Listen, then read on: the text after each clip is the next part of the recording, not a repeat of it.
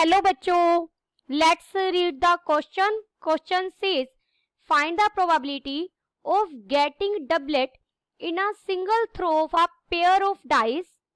First we see the key concept. Let A be any event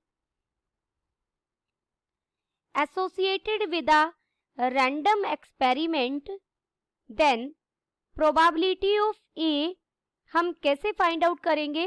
probability of A is equal to number of favorable outcomes divided by total number of possible outcomes.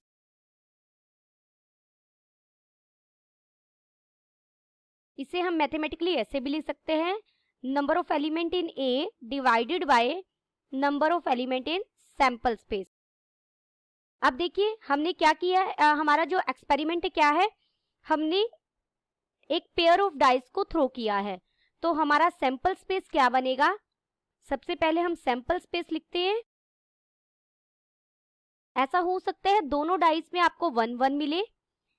ऐसा possible है कि पहले die में 1 दूसरे die में 2 मिले. ऐसा भी पॉसिबल है पहले डाई में 1 दूसरे डाई में 3 मिले. पहले डाई में 1 दूसरे डाई में 4 मिले.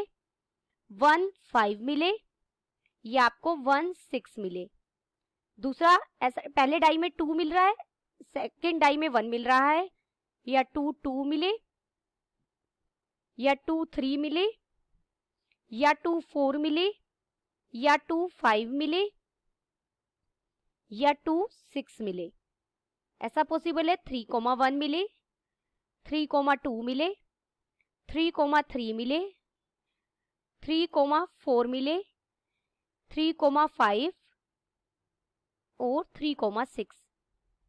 सिमिलरली 4 1, 4 2 अप टू सोन, यहाँ 4 6 तक जाएंगे हम भी. सिमिलरली 5 1, 5 2, 5 3, 5 4, 5 5, 5 6 और 6 1 up to Son 6 6.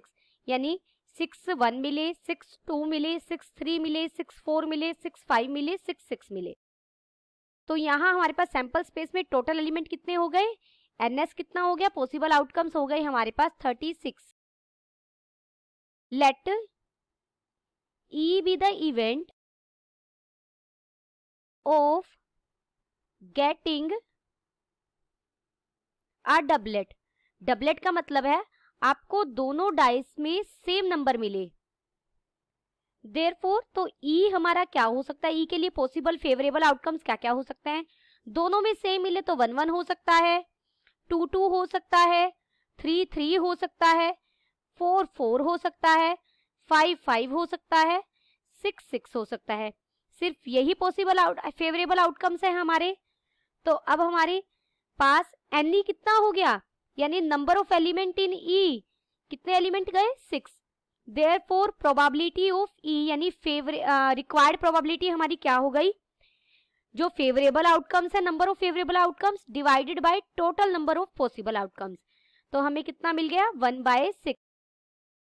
Then the final answer is required probability is equal to 1/6. Hope you understood it well. Best of luck.